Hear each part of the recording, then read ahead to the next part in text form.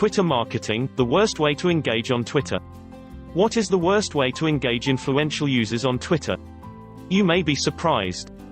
A lot of people think that when you praise somebody or flatter them in some way, they would look at this as a positive thing. In reality, the opposite is true, because when you do that, you're not really separating yourself from the crowd. If you think about it, if you were in a highly competitive niche, people who have managed to build a massive brand probably get messaged all day, every day. The vast majority of those messages are garbage. They're basically being told how much of a genius they are or how awesome their posts were. Well, here's the problem. Since everybody else is doing that, what do you think will happen when you do the same? Your stuff won't stand out because it will be the exact same thing as every other flattering message. Nothing is going to happen. You have to be distinctive and stand out from the crowd.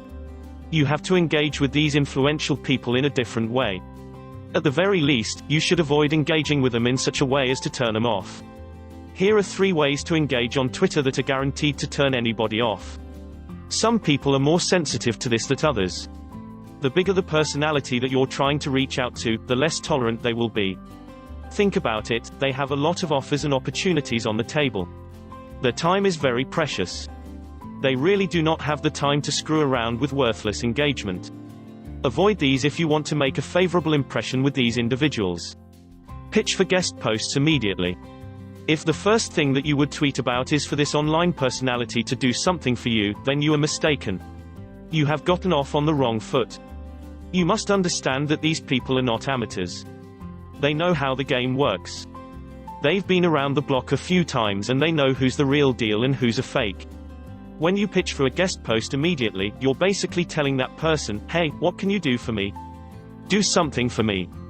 Deliver some sort of value to my life. Of course, the natural response to this is, who are you? I don't owe you anything.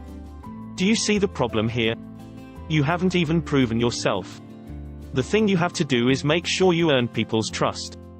Unfortunately, insisting that they somehow benefit you right off the bat is definitely a bad move. Let's put it this way. You would not want that done to you, so why would you want to do it to someone else? You come off as a spammer or a scammer.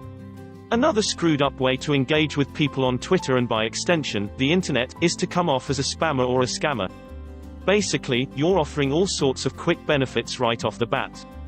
It has to be clear to you that people don't think that way. They think sequentially.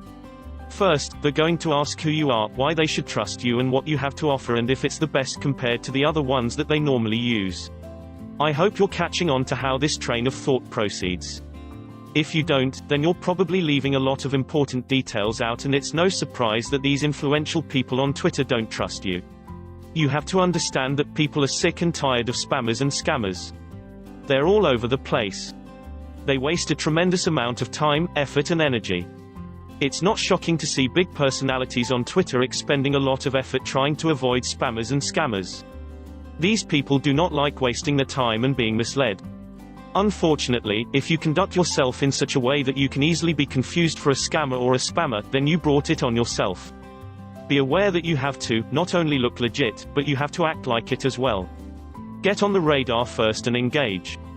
So what is the best way forward when it comes to proper engagement with highly influential people on Twitter? Well, it all boils down to paying your dues. I wish could say that it was otherwise, but this is the way it is. In fact, a lot of people are trying to run away from this. They are trying to look for some sort of quick, easy solution. Unfortunately, the more you look for shortcuts, the worse you make things for yourself. The sad reality is that there really is no shortcut. You just have to do things the hard way.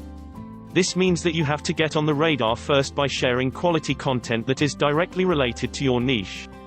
It means truly engaging with highly influential people on Twitter until they end up liking you. That's how you play the game. Otherwise, if you're just looking for a shortcut, then you'll probably end up failing. And if you want to learn more, I recommend you click the link in the description to learn how to be a highly successful internet marketer. And if you like this video, please give it a thumbs up and subscribe and share it with your friends on Facebook and Twitter and Google+. Thank you for watching and see you next time.